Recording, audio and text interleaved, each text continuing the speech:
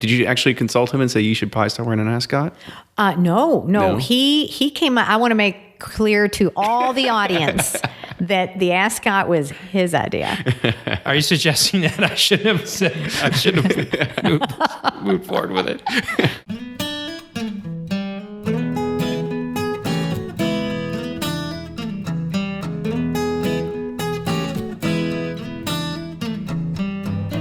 This is episode 204 of Bourbon Pursuit. I'm one of your hosts, Kenny Coleman.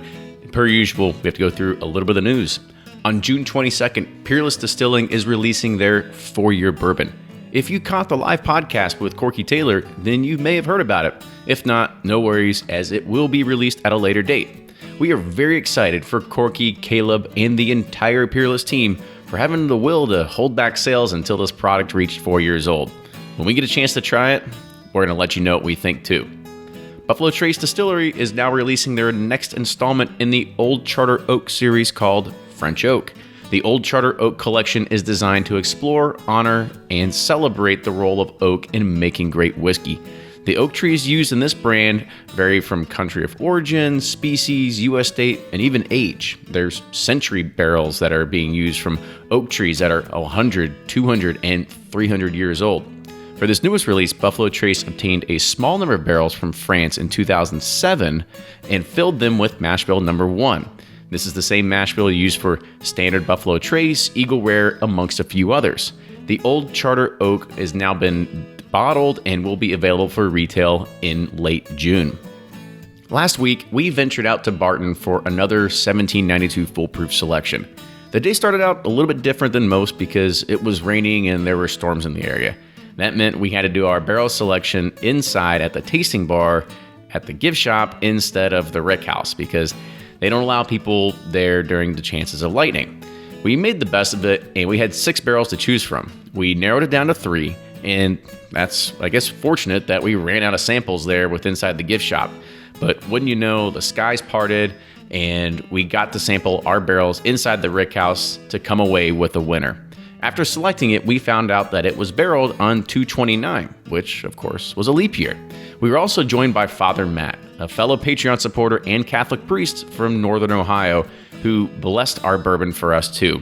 I mean, how often can you say something like that happens? It was truly a memorable experience. If you want to join us on Barrel Picks, go ahead and sign up and be a part of our Patreon community at patreon.com/Bourbon Pursuit. If you follow us on social media, you would have seen Ryan and I at Willet this past Saturday. We've got big news to share, so you're going to have to wait to hear more about that one. Let's just say we tasted through 11 barrels and came away with 2. That's enough for the teasers for now. For today's show, we have to just talk about Peggy because we love Peggy Noe Stevens. She's an encyclopedia of great information about many bourbon brands.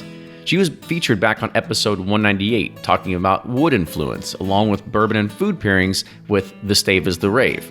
But this time, we get to hear her complete story.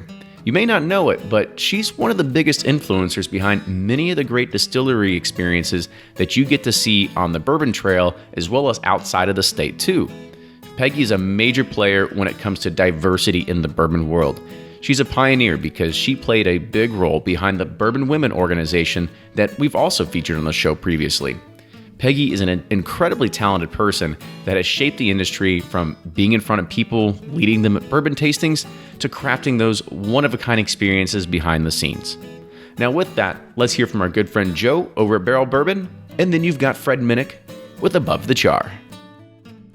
Hi, this is Joe Beatrice from Barrel Craft Spirits. Every release is intentionally unique and can't be duplicated. Once it's gone, it's gone. Find out more at barrelbourbon.com. I'm Fred Minnick, and this is Above the Char. When I was a little boy, one day, a man came to our house. He wore a suit, nice leather shoes, had a suitcase. He took my father to the table and pulled out a suitcase and dropped 5 nice leather-bound books. He flipped them open. The pages were silky, smooth to the touch. And he pointed at me and he said, "Sir, your son can learn the world through Britannica encyclopedias." My father, very interested in my education, bought the encyclopedias, and I just sat there for pretty much my entire life. I don't think I ever really looked at them. Well, I might have pulled them out for a report here and there, but the encyclopedia man always struck me as like one of the greatest salesmen in the world. And today, the encyclopedia is gone. So where do we go for information these days? Well, obviously, it's the internet. But there's one source in particular that seems to drive the conversation with most people, and that's Wikipedia. Wikipedia is not a site that I'm actually particularly fond of because it crowdsources information, and a lot of the information is wrong, to include people winning awards. You see a lot of political efforts there to kind of try to change people's Wikipedia pages.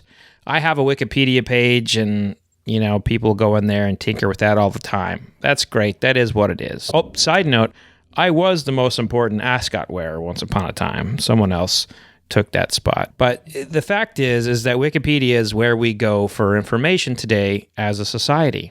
Now go on there and look for Jimmy Russell, Jim Rutledge, Elmer T. Lee, Jeff Arnett, you name them, any kind of prominent person in the American whiskey scene, and you won't find them.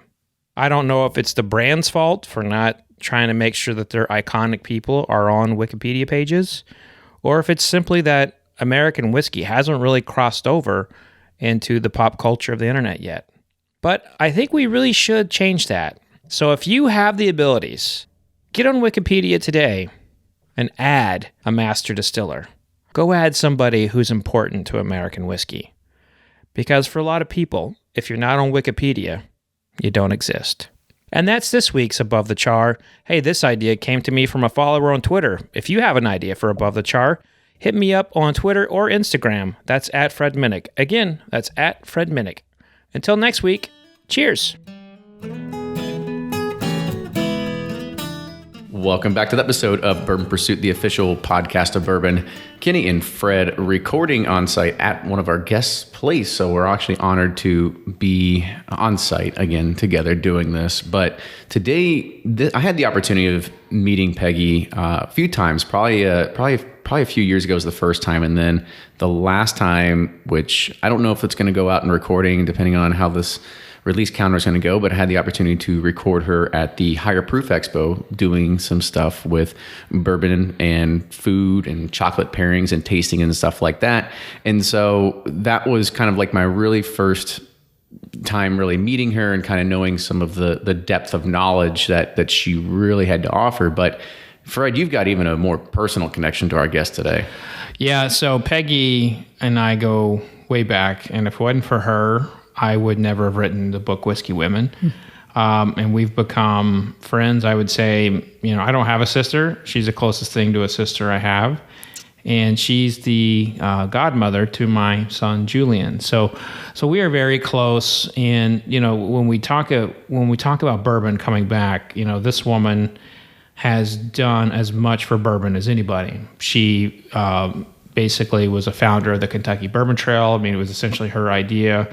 It was her idea to create the launch pad of the Kentucky Bourbon Trail at the Fraser Museum. And she founded a little organization called Bourbon Women. And oh, by the way, she was the first female master taster, worked with a lot of iconic brands and like Woodford Reserve. So she's very influential in this world of bourbon. And to me personally, just one of my best friends. Well, I think we put up on a pedestal and patted that ego enough. We should probably go ahead and introduce her. So to date on the show, we have Peggy Noe Stevens. Peggy is the master taster and also an experiential expert. So Peggy, welcome to the show. Thank you. I was thrilled to be on this, especially with you two guys. There you go. You made it. All right. We're 100 and whatever episodes in. We finally got you on. And you waited this long for me. No. I don't know if that's a compliment. I don't know. Well, I was told there was all these rejections because, Kenny and Ryan were just, they weren't ready for you. Not Is that ready. What it was? Yeah, we had to build our confidence Build the reputation. Up. It's kind of how it works. Actually, it's very true. They're very sensitive. Those two are very sensitive. So you can crush your ego pretty quickly. There you go. They'll look at the text messages and you'll know exactly like how bad we really like hate ourselves. But anyway, I want you to first talk about what is an experiential expert. I have something, I'm just going to guess that it has to do something with these tasting pairing things that you do as well. Is that a little bit? I mean, that's part of it. Experiential, and a lot of people don't understand that word fully, but it's about the experience someone has, being interactive, hands-on, engaging a consumer, touching them emotionally. It's all of those things. So for years and years in the beverage industry, I managed visitor centers and distillery operations for the consumer. And so through all of that, I learned how to really engage the consumer, whether it be on a tour or teaching or educating or food pairing. And so when I started my company 11 years ago, I decided that that's where I would put a big part of my focus. So I work with kind of the big boy brands, and I work with craft distilleries all over, creating experiences for consumers on a tour path. So give us an idea of who you actually consulted for. So when somebody goes in here, they're going to be like, oh, I know that Peggy's had something to do with this place. Right. Well, most recent, I guess, is the Lux Row Distillery in Bardstown. If you visited there, worked with the Lux family. And gosh, I guess that project was almost a 2-year project, very enjoyable. And then the American Stillhouse for Jim Beam. That was my very first project, actually, when I started my company. And then that led to the Urban Stillhouse, which we helped design, and also their Global Innovation Center, which we helped design the interior and what a distributor or retail would experience, if they went on tour there. So that was one of them. Peerless Distillery comes to mind, which I have a little Peerless today for you after this is over or during, whatever you want. We'll flip a quarter. We'll see what happens. Worked a little bit on the Michter's project. And then, of course, I go beyond the borders of Kentucky. So a couple Tennessee distilleries like Old Forge Distillery, Thunderbird Distillery, and have one up and coming that is going to be announced, I think, very shortly. Well, awesome. So I guess what are those things that if somebody is trying to open up a visitor experience, it kind of seems that there's almost like a formula nowadays. You have a little bit of history, you got a little bit of retail, but what do you kind of bring to this table that they couldn't just go and say, well, I'll just go visit 4 or 5 places, write down what I can find, and then we'll go build it ourselves. Well, it's funny because... I'm asking you to justify your job here. Yeah, exactly. Well, I mean, technically it is a process because I think that you have to design a visitor center and distilleries in phases, from what is your story? That's where I try to keep people grounded. Where's your authenticity? What do you want the consumer to care about? I call that the takeaway. If you've ever gone on vacation and you've had a great time and you get back in your car, your airplane, and you're headed home and you say, wow, that was just a great experience, because you always have a takeaway. And that's what I try to get all of the visitor centers that I work with to put their anchor in the ground and say, this is what we stand for. This is our story, whether it be history related or innovation related or family related. It just has to be true to them. From that, we start to what I call 3-dimensionalize it. How do you bring that story to life, whether it be through exhibits, whether it be through the production process or the engagement of the tour guide. And then once we design the exhibits, we work with architects and construction companies to help fabricate it. And after that point, usually we're writing the script. So we'll help with script writing, the product profile, how we deliver a tasting. Now, when you say script writing, Sure. this is like when you The take tour a tour. guides would say. Yeah, exactly, like Absolutely. word for word as much as they can. That's right. We are pretty granular in our business that we even teach the tour guides how to tell a story, how to train in customer service, how to deal with difficult people on a tour. So How to deal with Kenny, you're saying? yeah, he's one that actually we teach how to throw out, right? The loud mouth. Yeah. But I think we know more. It's really soup to nuts, and that's what makes a great experience when you thread all of the things together that I just mentioned, because that's when you can say I had a surround sound experience. And so that's what we try to capture with the consumer. Kenny, when you had said anybody can just open like a visitor center, to me that's a little bit like I've had a lot of people come to me and say, oh, I can write a book, I want to write a book, that sort of thing. A lot of people think they can write a book, but then when they get down to writing a book, they realize they can't do it. Visitor centers are actually very complicated. They are. And in the United Kingdom, go around to the Scotch whiskey distilleries, and you'll see how far ahead American whiskey visitor centers are from those facilities. And actually, you kind of cut your teeth on probably what is considered one of the hallmarks of the Bourbon Trail and Woodford Reserve. I did. What were those days like? Well, I'll tell you, I look back at my Woodford days as probably one of the best times of my life. We're talking mid-'90s? Yeah, mid-'90s, 1994 to be exact. And it was a 2-year renovation, give or take a few months. It was the brainchild, truly, of Owsley Brown, who I think was probably one of the most intelligent men that I've ever worked for and worked with. And it was when the bourbon industry was having its resurgence. We were seeing a difference in how we market and the consumer going back to kind of some of the retro cocktails. So it was perfect timing to create this vision for the distillery. And so the beauty of it is the team that I worked with, people like Kevin Curtis, Dave Shurick, you've probably heard those names. They were right alongside with me on the production level, and we were almost like a small entrepreneurial spirit to get that Woodford Reserve to where it is. The first year we opened, we were so thrilled. We had 9,000 people, and we thought, tremendous. And now it's well over probably 150,000. Yeah, they get that like in probably 2 weeks now or something. That's right. But I was really fortunate because Brown-Forman gave me a really great pedigree. I was able to travel around with Woodford Reserve and see other experiences. You just mentioned the Scotch whiskey trail. I went to Ireland, Mexico. One of my fondest memories and one of the best still today for me as far as an experience goes at a visitor center is Cuervo. We literally went out in the agave fields with a machete, and they taught you how to hack with the machete the agave plant, and you're in the dirt and it's hot and sweaty and gritty. That's an experience. So those are some of the small things that we learned, to try to create Woodford. And then I went on eventually to manage the Jack Daniel's visitor experience and all the brand destinations. I got an idea for you. So Tell me. You can bring it to bourbon now. Now you can say, okay, well, you got to go out to the cornfield. You got to go get 6 husks of corn. Then you got to come back and you've got to get all the kernels off. And I'm going to give you a pest immortal. And you got to. It will happen. Yeah, you got to chop all these up. We're going to make your bourbon in one day. And that's experiential. That's it. I mean, that's experiential because, see, I think the consumer these days, they're so well educated. They want to be entertained. They're dying to be entertained. And so all they want to do is participate with you. And I think that when the industry realizes that and they allow them to play a little bit at the distillery, it's much more memorable. Give me free labor too. That's true. That's right. That's true. That's it. We'll put all the consumers on the bottling line. Oddly enough, they'd be like, I'd love to. Exactly. But another question that kind of goes, I want to ask one more while we're still on this topic, because you had talked about scripts earlier. Are you trying to find people that are like, let's get away from the whole, bourbon, 51% corn, because it's the same thing you kind of hear repetitive over and over again. Now, do you come through and say it's just part of what it is, you have to cater to the everyday person that might not know this? Or do you say maybe we can create an elevated experience that we can slide that in there, but let's not focus on the basics for a lot of these people?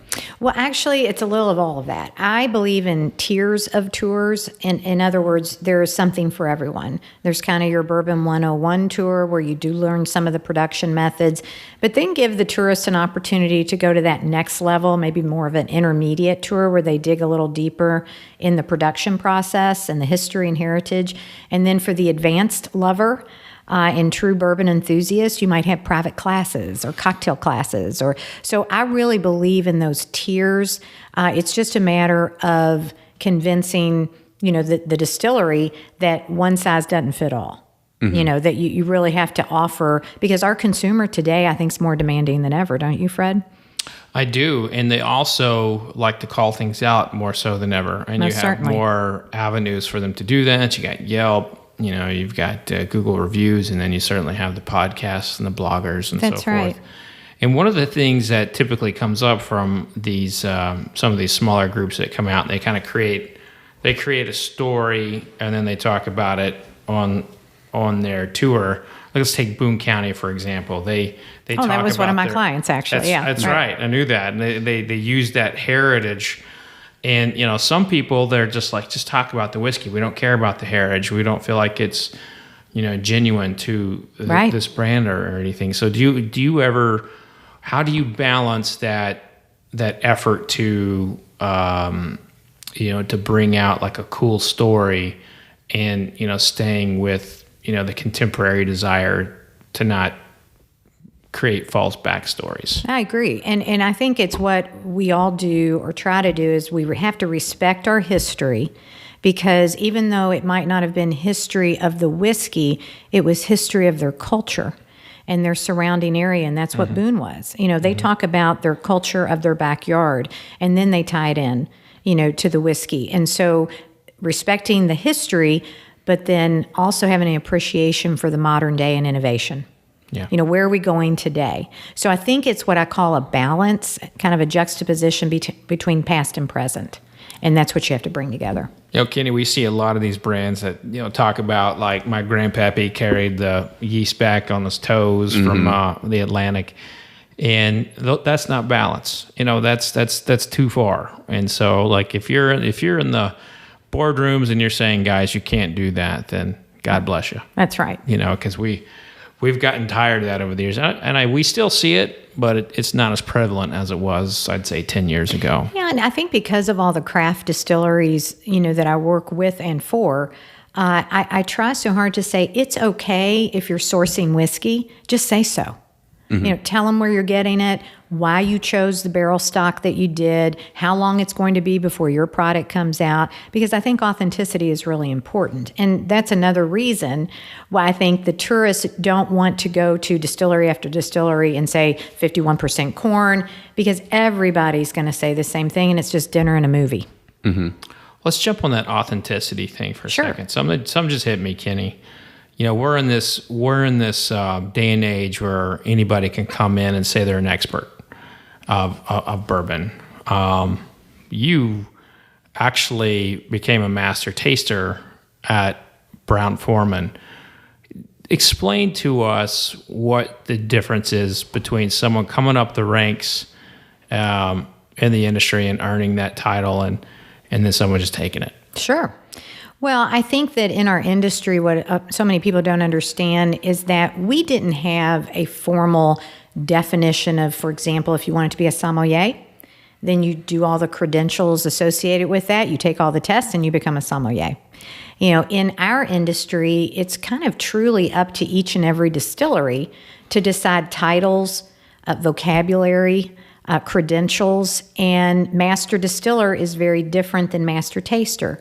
Master taster is very different than master blender, but each distillery is going to set the guidelines and training, to advance an employee to become in that position. So again, I think I was in the right place at the right time. Lincoln Henderson was the master distiller at Woodford at the time, and I believe it was about 2001 where the general manager of Woodford, Lincoln, they thought I had a really good palate. I kind of have a bit of a culinary background, so I think in food terms, and I think that helps so much in identifying and descripting whiskey.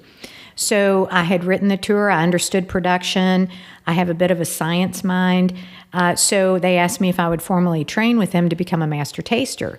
At the time, in my naivete, I think I didn't realize that there were no women master tasters in the industry, if you can believe it. So, of course, I was eager, to learn, loved doing tastings, really respected Lincoln and his knowledge and years of experience. So we would do, sensory training. We would, drill barrels and, pull from it, and he would teach me the different aspects of that. I had to do quite a few things in the production area, and it's kind of like the whiskey.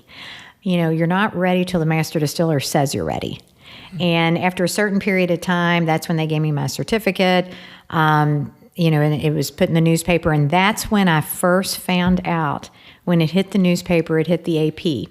Oh, wow. And went across in it as big news that a woman has become a master taster in a male predominant world. And that's when it hit me that this was really something more special than I ever dreamed, than I ever thought. And I'm happy to say now there's many master tasters, master distillers, master blenders that are female. I just happened to be, I think, in the right place at the right time that happened. Share with us the when that news broke, the DJ who called you? Well, when I mentioned AP, right? It hit the AP, so 120 newspapers it hit. And of course, there was so much interest from radio stations, television stations, and it was something I don't think I was quite mentally ready for, in the fact that there was a particular radio station, kind of a shock jock, that wanted me to come and do a series, or not a series, but an interview rather. And they were kind of getting a kick out of the whole piece of the newspaper article that said she doesn't swallow. You know, she swirls and spits. And they kind of wanted to play on that a little bit. And I remember that's when it hit me that I was going to be different. I was not going to go along, go along to get along. Mm-hmm. And I said no to the interview. Because I didn't think that was going to ever be my persona. And that's not what I wanted to be known for. I wasn't going to joke along with it. I wanted women to be taken seriously, and in a way like men would be. You know, and I don't think there'd be too many radio stations that would ask a man to do that. So I said no to the interview, and, you know, it wasn't very favorably received, but I stood by my values on that. Do you think we're better today than we were from a media perspective? I think yesterday. Not really. From a media perspective, you ask. Yeah. So I don't think so, but I guess I want to expand that not just to whiskey. I think on a media level, there are plenty of reality TV shows that, you know, try to get the worst of you, the angle to make you not look great. I think there are plenty, you know, of Facebook video. You know, you see this all the time in social media, that someone's captured at a certain moment, YouTube video, all of those things. And so, no, I don't think media is better about it. But it goes beyond whiskey. Yeah. Mm-hmm. What about the whiskey industry? Is it, obviously we've seen growth of diversity, but I still get the sense from women that it's not where they want it to be in terms of the diversity. Right. I think we are on a great trajectory right now. I think there's never been a better time for women to be in our industry. The amount of executives and vice presidents, CMOs, presidents of the different distillery or spirits companies, it's really enlightening, and I'm so glad to see it. So there, I think putting women in better positions has certainly improved. Look at the production side of things. We have more master distillers that are women. All of that's wonderful. My question, I think, to the industry is really once you're out in the field. And when I say out in the field, as far as sales representatives go that are female, marketing representatives who do kind of the day-to-day job of beating the streets and going to bars and restaurants, and it's more of how are they treated these days. You know, that's the question mark for me. But I know, you know, internally it has definitely improved as far as positions go. Yeah, I can kind of see that. I can kind of see what you're saying, because you're still going into probably even more male-dominated culture of liquor store owners and retailers and bars and stuff that, these people have to go and they have to sell. They have to talk about their product. Right. They have to probably put up with some shit every once in a while too. I'm sure that's probably not far from the case of what you're hinting at here. One thing I kind of rewind a little bit about that you had talked about going up and becoming the master taster with inside of, is it just Woodford or Brown-Forman in general? It was Woodford Reserve specifically. So with Woodford Reserve specifically, kind of talk about what that individual process means, or like how was Wes like your Miyagi, if you will? How was he? You mean Lincoln? Lincoln, you mean? Lincoln. Oh, sorry. I'm sorry. How was Lincoln? I apologize. How was Lincoln kind of like your Miyagi here and your Danielson, if you will? So the wax on, wax off sort of scenario. He got so caught up on that scenario, that Miyagi thing. I know. I forgot who Mr. Miyagi was. It was like from the Karate Kid. You know, you gotta have, and you're maybe a Yoda, if you will. There we go. Yeah. Well, again, Lincoln to me was so refreshing every time he he came to Woodford Reserve because he wanted to be as much a part of it as anybody who worked there. And he was the master distiller, of course, but, had to go back and forth to Louisville. He traveled around the world, worked a lot in Japan, et cetera. And every time he came in, we would have great conversation. He was a foodie. So we always had that culinary tie that we appreciated good food, good whiskey. And I have to say he was so well liked by the tour guides and the management because he always had just this calm demeanor. And the reason why I tell you all that is because I think that really helped me when I was learning, because he took the time to explain things. The very first time that we met formally to train, this was my first lesson, he had a box of toothpicks and he had a glass of water. And then he had all these empty glasses, and I thought, oh, we're just going to taste a lot. And as he was talking, he was breaking up the toothpicks and putting them in water. And I thought that was the most bizarre thing I'd ever seen, and I just didn't understand it. And he goes, I'm going to let this sit for a minute, okay? And I said, sure, go ahead, no problem. And then he came back to it about 10 minutes later, and he goes, smell this plain glass of water. And I nosed it, and then he goes, nose the one with the toothpicks in it. And I nosed it, and he goes, do you see the difference wood could make? And it was just this, was he trying to mess with me, or is he being serious? Well, I mean, it was just his way of teaching, and little things like holding a Glencairn glass, and the small disc that goes on top to keep the aroma in.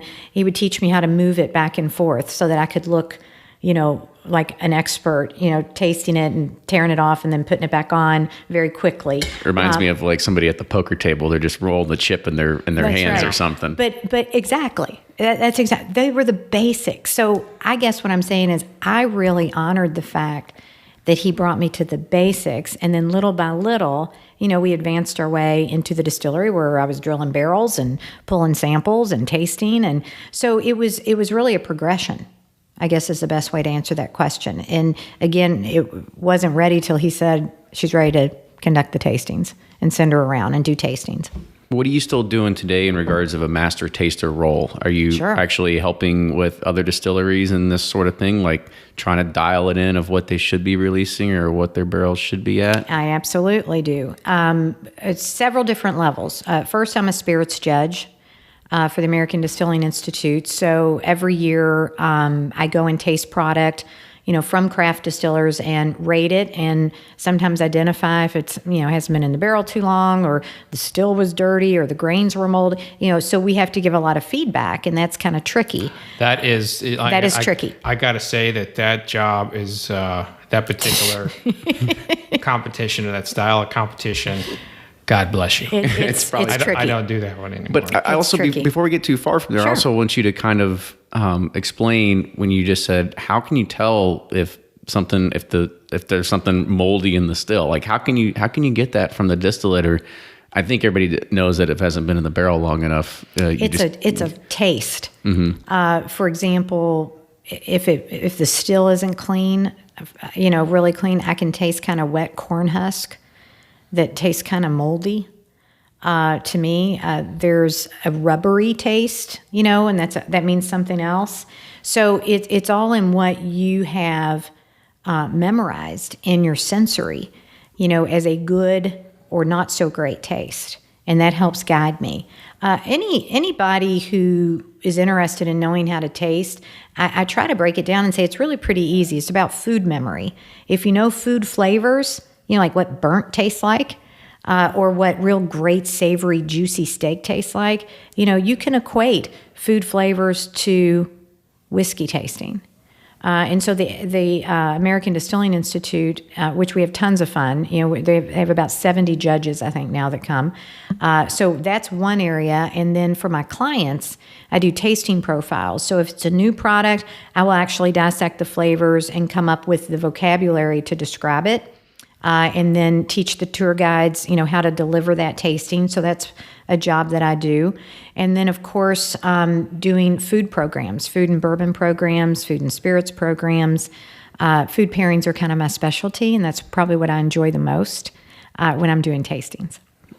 Oh, well, there's one other thing that she applies her tasting skills Oh, wow. to. Tell me. She writes for Bourbon Plus. Oh. Well, how could I possibly forget? She does tasting notes for the magazine. Yes, as well. I do tasting Me and notes for the Carla. magazine and do ratings at times when I'm asked. But I really have enjoyed that. Fred's taken a very different way of approaching descriptions of food pairings and bourbon pairings, and so I have really latched onto that because that's my joy. That's what I really enjoy is describing flavors in the whiskey. So talk about a typical thing that when you are trying to do a food and a whiskey pairing or food and bourbon pairing, I mean, is it like, okay, on your left, we've got shrimp and grits and that goes well with bullet, or we've got this and that. Kind of just walk through what's around on a plate here and how you would do that. Well, the first thing that I try to have people do is just dissect the whiskey flavors in general. Because if you don't know what you're dealing with, there's no way you could possibly decide on what food that it's going to go with. And then I created something a long time ago called balance, counterbalance, and explosion. And the balance side is simply when you take the whiskey and you taste a particular flavor of the whiskey that's, pretty predominant, and then you match that flavor. Let's say it's apple. You match that flavor to the food, and so let's say it's apple. So a slice of apple, you taste apple in the bourbon, so it's a balance. Nothing's overshadowing anything. Then counterbalance is when you take a food flavor or descriptor from the whiskey and you try to do something completely opposite. Very similar to if you were drinking a Riesling wine and eating a Cajun pecan. The Riesling is so sugary sweet that it takes over the spice of the Cajun pecan, kind of dousing it. You can do the same with bourbon. With really heavy caramel notes and vanilla notes, I could take an Asian dish and have my bourbon with Asian food because it's actually that caramel's going to wrap around that spice, and it's lovely. And then explosion is when I want to really do surround sound tasting. And I might take a great, for example, I've got a bottle of Peerless here. I might take a great chocolate note out of Peerless Rye, and then I'll have a really chocolatey, truffle or Majesca to go with it because it's almost like too much of a good thing. You're trying to create a flavor that you can't even believe it's taken over your mouth, and that's the explosion. Fred, did you know that you can pair bourbon with egg rolls? Because apparently you can. The only thing I've not been able to successfully pair bourbon with has been like fishier styles of sushi. Like I can pair bourbon really well with salmon, but like let's say a spicy tuna roll. I've not been successful in finding. I've been able to pair a scotch with that, but not a spicy. The scotch is so easy with seafood because of the salty. It really is. Yeah. But there's not when it comes to some of those more fleshier tunas. When you get a little spice in them, they're hard to pair to for me. But I mean, most of our listeners, they would say, well, of course you want to go with Jefferson's Ocean then, because apparently it's supposed to bring in this briny, salty taste to it. What would be your response to that? Me? Or you? I think Jefferson's Ocean is... sometimes it has brininess to it. Sometimes it doesn't. I don't always get it. Well, I remember I was very skeptical the first time I heard, about them putting it on the sea and all of this. And I thought, you know what, I'm going to taste this thing. And surprisingly, salt is not a descriptor that I use ever when I'm doing whiskey profiles. And I will tell you, I really do get a little bit of that sea salt taste. The with first Jefferson's. batches I did, and the later batches, it's been inconsistent for me. So what I try to do if I'm pairing with Jefferson's is not to overdo the salt, not to have a real savory dish to pair it with because I think it can overtake. So go ahead. I don't want to get too caught up in all the tasting side of things because I really want to talk about Bourbon Women. Do you love bourbon? How about festivals? Of course you do. So join Bourbon Pursuit in Frankfort, Kentucky on August 24th for Bourbon on the Banks. It's the Commonwealth's premier bourbon tasting and awards festival.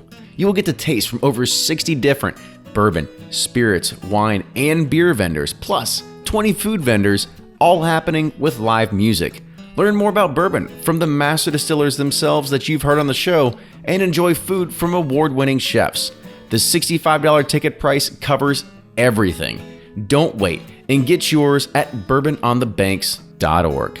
And through June 30th, you can get your discounted ticket offer, 2 tickets for the low price of $110 when using the code BOB2019 during checkout at bourbononthebanks.org. There are more craft distilleries popping up around the country now more than ever before. So how do you find out the best stories and the best flavors? Rackhouse Whiskey Club is a Whiskey of the Month club, and they're on a mission to uncover the best flavors and stories that craft distilleries across the U.S. have to offer. Along with 2 bottles of hard-to-find whiskey, Rackhouse's boxes are full of cool merchandise that they ship out every 2 months to members in 40 states. In Rackhouse's June box, they're featuring a distillery that claims to be the first distillery to stout a whiskey. Rackhouse Whiskey Club is shipping out 2 bottles from there, including its Beer Barrel Bourbon and Beer Barrel Rye, both of which were finished in barrels that were once used to mature America's #1 selling bourbon barrel-aged stout. And if you're a beer guy like me, you would know that's New Holland's Dragon Milk. Go to rackhousewhiskeyclub.com to check it out and try a bottle of Beer Barrel Bourbon and Beer Barrel Rye. Use code PURSUIT for $25 off your first box. I really want to talk about, Bourbon Women. You left Woodford Reserve 2006. Well, I left Brown-Forman in 2008 and started my company in 2008. Okay, and your company was a consulting company. You've been a personal consultant, yes, image consultant. And by the way, she's the reason why I have a beard. She's the one who instructed me. I told you I've been trying. Yeah. I've been trying with Fred. Was this when he was babyface? When he had the goatee, and you were like, you gotta grow it out some more, or was it?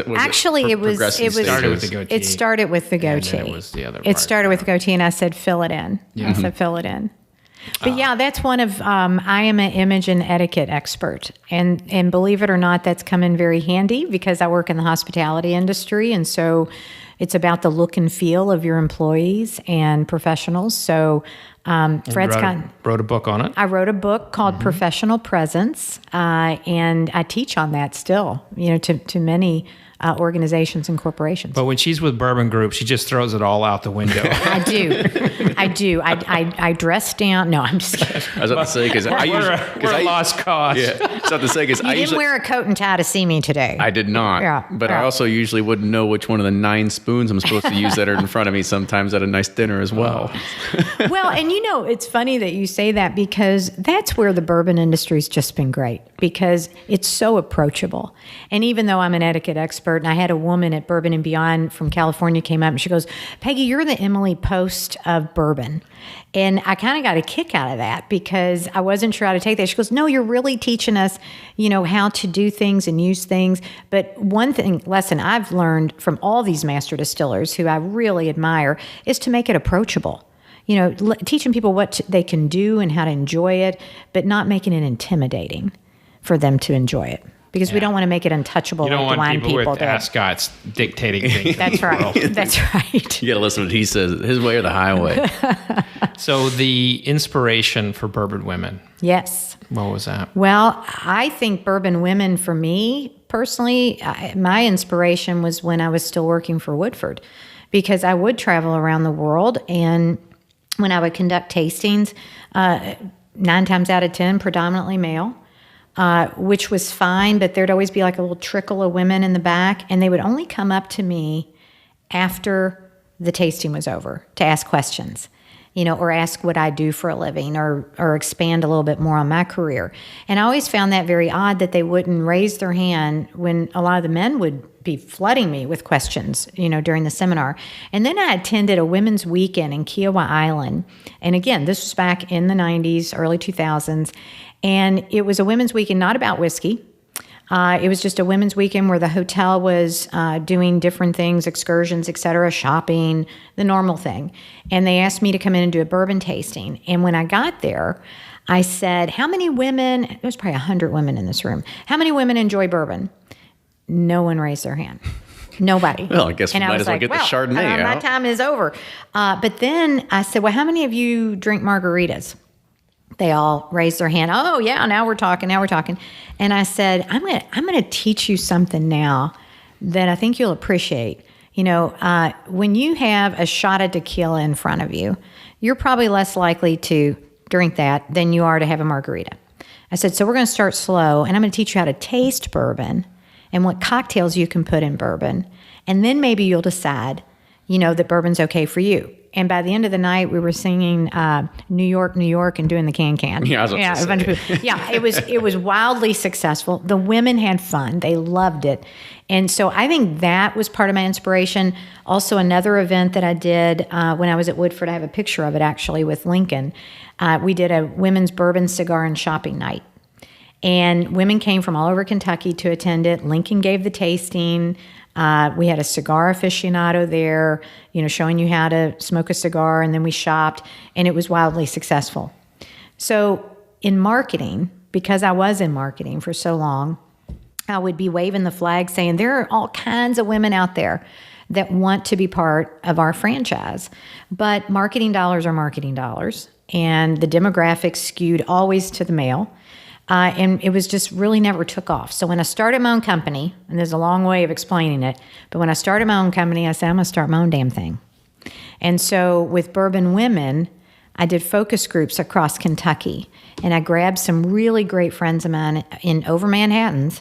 We said, let's test the market. Let's test these women. Let's see if they'd be enthusiastic about creating a platform, a conversation.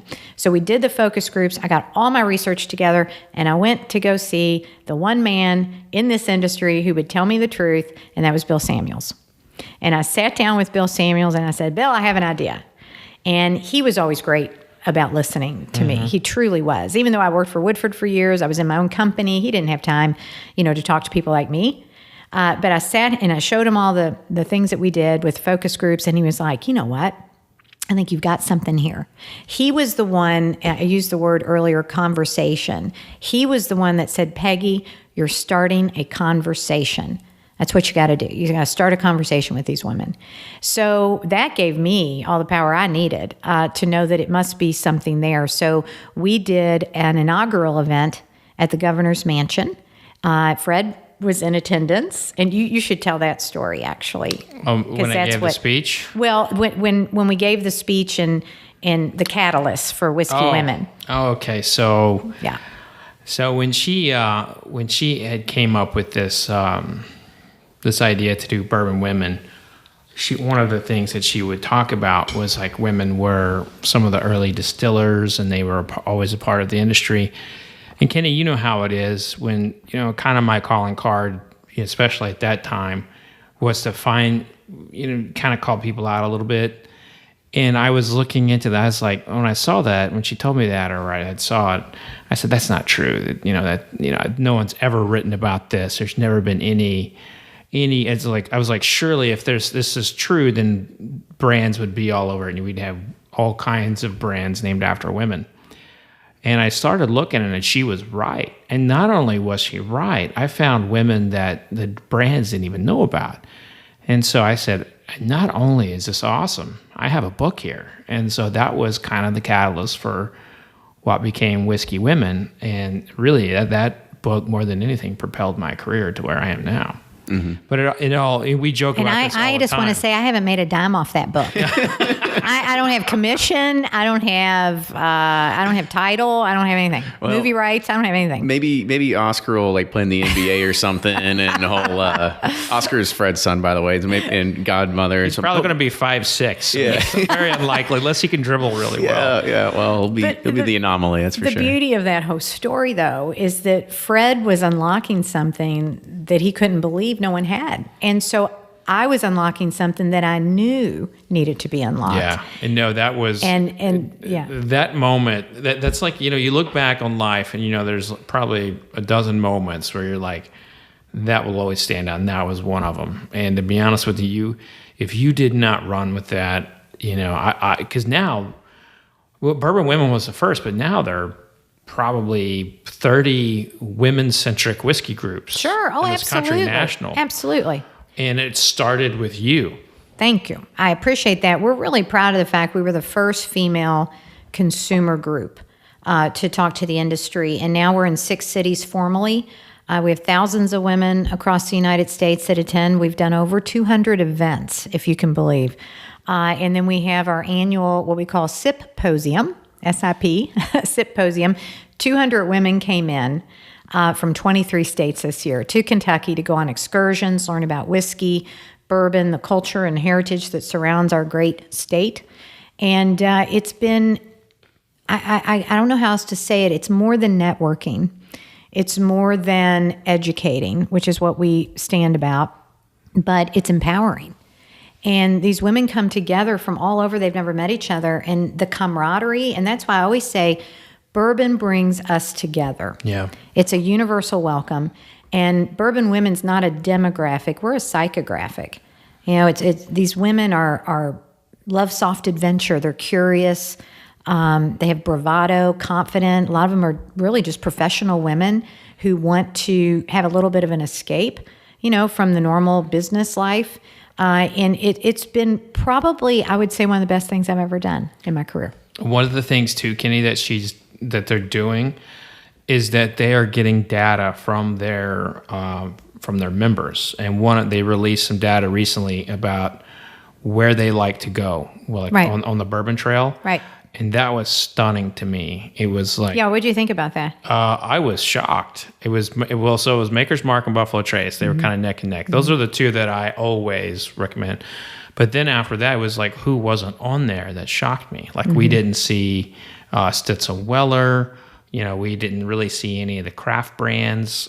Woodford had a small piece of the pie. It was very stunning to me, like what was appealing to Bourbon Women from a tourist perspective. Well, I'm glad you brought that up, because one of the things we do is pride ourselves on some of our research. And what we're trying to do is kind of debunk the myth to the industry. This was part of our mission, that you have to pinkify a whiskey for a woman to like it. And so what we found universally, whenever we do tastings with the women, or whenever we're at an event and we're doing surveys or blind tastings, they undoubtedly choose the spicier, more robust, and higher proof bourbon Booker's as their pick. If memory serves, Booker's almost always wins these things. When you guys do it. Yes. And also Heaven Hill did one where the Elijah Craig barrel strength won. Nice. So that's information that helps the industry, because again, you don't have to dumb it down for women. They like it like you like it. So as long as Jim Beam and Heaven Hill are listening, you figured out a new target for these brands. Our co-host, They're coming Kenny, along. We're seeing more. Kenny, our co-host Ryan, he's not here, but he secretly likes flavored whiskey, so I don't think he would want the brands to be listening to that part.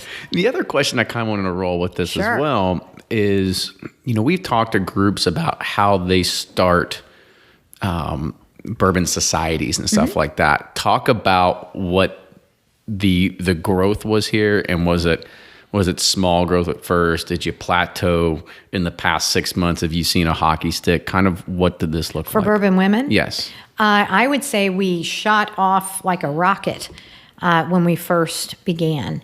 And then, just like when you're selling whiskey, it's easy to get into distribution, but then you need pull through or retention. You need that second order. And because we were in Kentucky, it shot up. But until we went outside the borders of Kentucky, we plateaued a little bit. And then once Indianapolis came on, Tennessee, DC, Chicago, and these other cities wanted to be part of us. And that was the unexpected.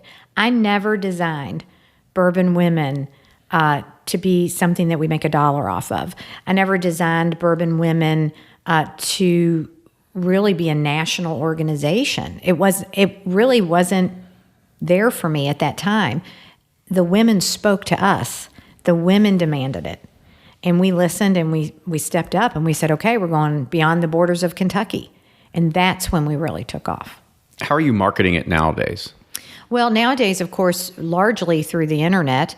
largely through our website, invitations. We have branch ambassadors in each of those cities that I mentioned that are creating events for women and excursions that they can go on.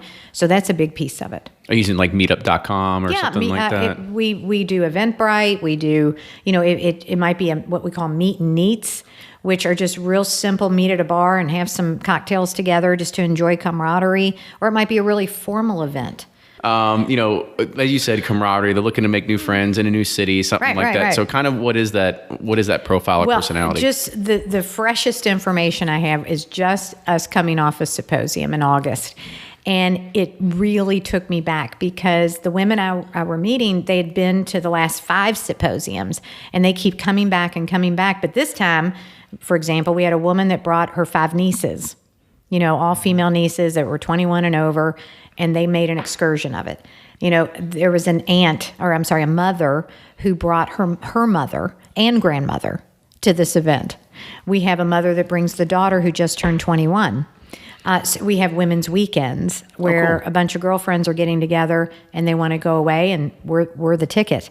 So we're seeing all kinds: single, married, grandma, young 21 who just got her driver's license that says she can drink now. So all of those things, it's a combination. So is there one that kind of fits more the bill than the other? Or is it just it's all across the board? I wish I could say that, but we're all across the board. We are all across the board in age. We're all across the board geographically. We're all across the board from mother, grandmother, daughter, aunt. And I love it. I think that to me said, this is how women come together. Are you trying to do something that's unique as well, just for an all-female audience versus something that would just be for a general bourbon meetup? Well, what's so interesting to me is more and more we're seeing more men come to our events because they think we do very buttoned-up events and are very deep in the education, which is part of what we do and we're proud of. So we're seeing more and more men. So men can come to it. But as far as the camaraderie of the women who are coming, it's what they want. They get as much as they want, how they want it. So I kind of want to also rewind a little bit to some of I had some questions that were lined up from some of our listeners about the distillery experiences and stuff like that. Sure. Some things that they kind of wanted to know. Sure. And one of them was kind of thinking about, what do you really feel that visitors are looking to get away from an experience there? Like you mentioned earlier that they want to come away with some vivid memory. Like what else is there? Something that is, maybe it's physical, maybe it is intangible. What else do you think is missing there? Well, I've been in hospitality for 30 years. And when you really boil down hospitality, it all goes back to human needs. Everyone wants to be heard or listened to or feel appreciated or feel special. Those are human needs. And so to your question, I think aside from saying I had a great experience, when they meet a tour guide that treated them a little bit differently, that's a great memory. Or Freddie Johnson's the best example. Freddie Johnson is magic. He's magic. That's what he does so well. I don't care what level of person he meets, where they're from, what they look like. Freddie Johnson's going to make you feel like you're the only person in the world. You think he could probably just go out and start consulting? I don't think he could teach what he has. Probably not. It's really an art. Yeah. It really is. As much as we do customer service training at different distilleries, and it's an art. And I can almost tell the people who have it or don't after doing it this long. But to me, it's about human need and making you feel like you're the only person in the room. And that's really what so many of our master distillers have done over there, like Jimmy Russell, to me. I call him the gentleman distiller. He was always, and Fred and I just did at Bourbon and Beyond, you were on stage with us for the Jimmy Russell tribute, and that's what I quoted, was he had that magic about him that there'd be 1,000 people in the room, but he was only about you at that moment. So when you ask that question, what's the consumer looking for? What's the tourist looking for? They're looking for a special moment where they were recognized or they had fun with you. And being part of somebody's memory, their entire memory of all the vacations they've gone on, that's a real honor. So that's my philosophy of hospitality, is to never forget you're part of a family's memory for the rest of their life. I think that's accurate for probably 99.9% of them. But then there's the crotchety old, bourbon geeks. There are. They're out there. What are you? How do you prepare your staffs for the guy who knows everything and won't hear it otherwise?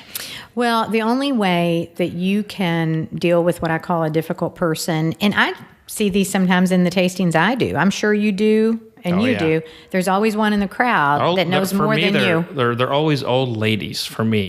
Like I always have an old lady who will come up with an old lady. Bourbon has to be from Kentucky. I'd love how do you deal with them? Well, first of all, my advice always to diffuse the situation, because usually when you have a difficult person, they love being in the spotlight and they want to draw attention to themselves. So you have to kind of diffuse that person, like pull them aside and say, oh, let's have this conversation over here and get them away from the crowd. Or, oh, great question. Do you mind if when we're on break, I'll answer that in just a little bit. Because when you diffuse it and pull it away and kind of still the thunder, it definitely helps. It definitely helps. One thing I don't think we did touch on that we need to before we wrap it up is about the kind of how you pioneered the Bourbon Trail as well. Oh, okay. That's right. Yes, we definitely need to kind of talk about that.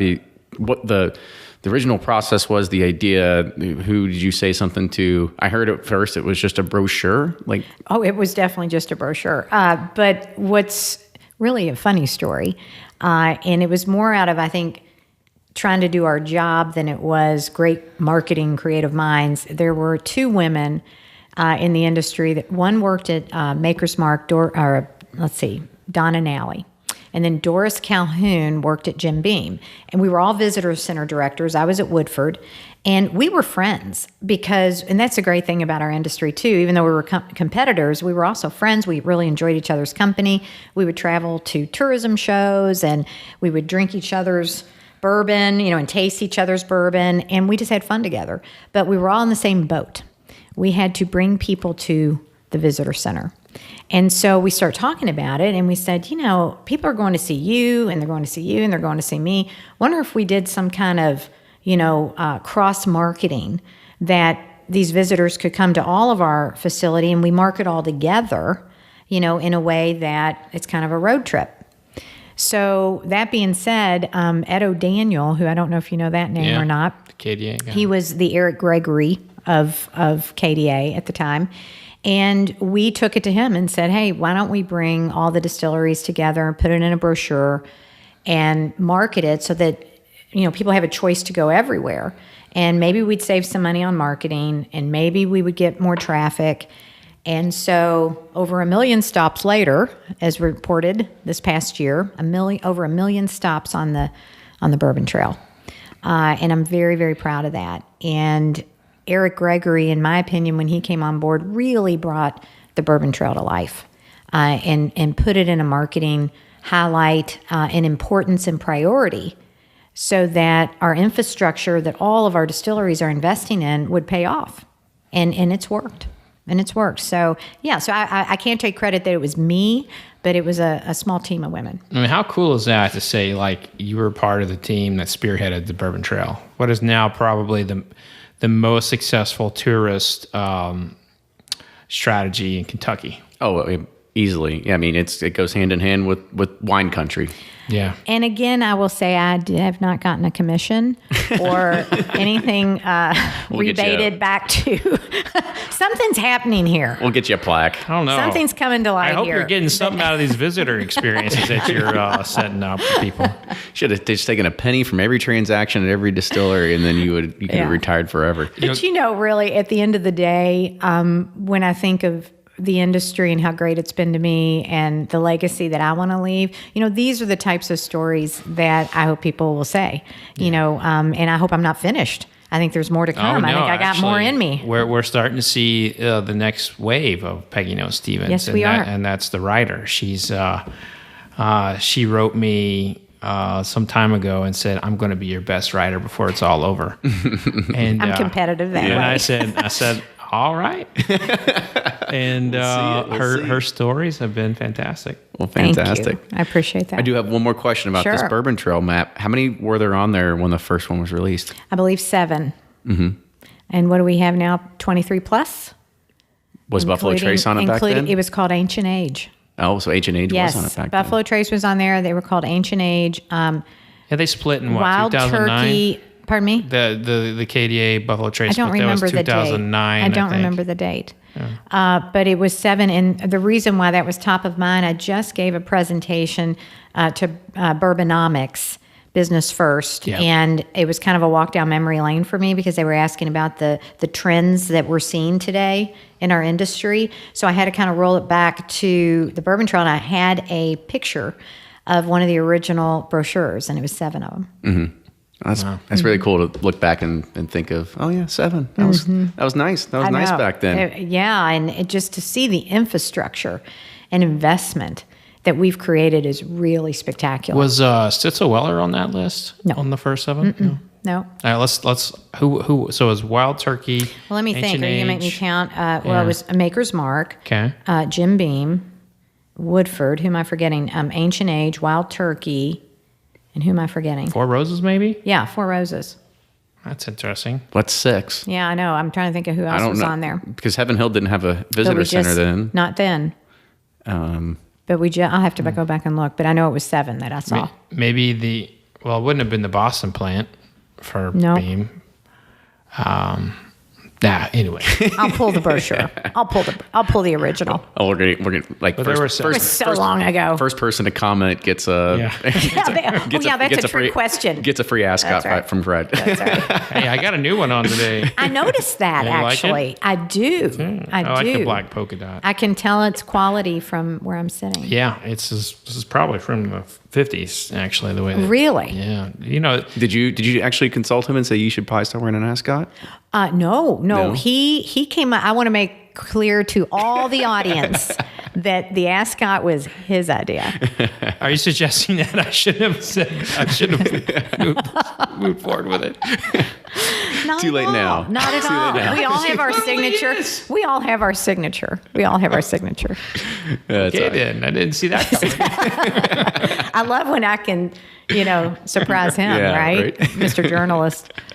Well, Peggy, I want to say thank you so much for coming on the it's show been today. fun. This It's was been fun. It was a fun. good conversation. I'm sure that, as Fred said, there's going to be more stories to tell down the road. So hopefully we'll get to bet. capture those at some point as well. So if somebody does want to get in contact with you, because I know you recently just started really getting on Instagram. So how can people know more about you, website, social Sure. profiles? Well, stuff I have like a new that? website coming out in December, but for now, they can reach me at pstevens@peggynoestevens.com. That's my email, or Peggy Noe Stevens for the website. Awesome. And your Instagram handle is? P. Stevens. Yeah. P. Stevens. There you go. Find her on Instagram. Find me and as well as Fred on Instagram, Facebook, and Twitter as well. And if you do like what you hear, make sure you support the show on Patreon, patreon.com/Bourbon Pursuit. And now that you've had the opportunity to listen to 2 of the writers of Bourbon Plus, go ahead, get yourself a subscription out there because it comes right to your door. It's an easy way to sit back and have some throne time, I guess, reading if you want to look at it that way. It's a another bad image for it, right? The associations, they're really just coming to me today, But also, if you have any other show suggestions, things you'd like to hear, send us an email, team@bourbonpursuit.com. With that, I want to say thank you again, everybody, for joining us, and we'll see everybody next week. Thank you. Awesome. Cheers.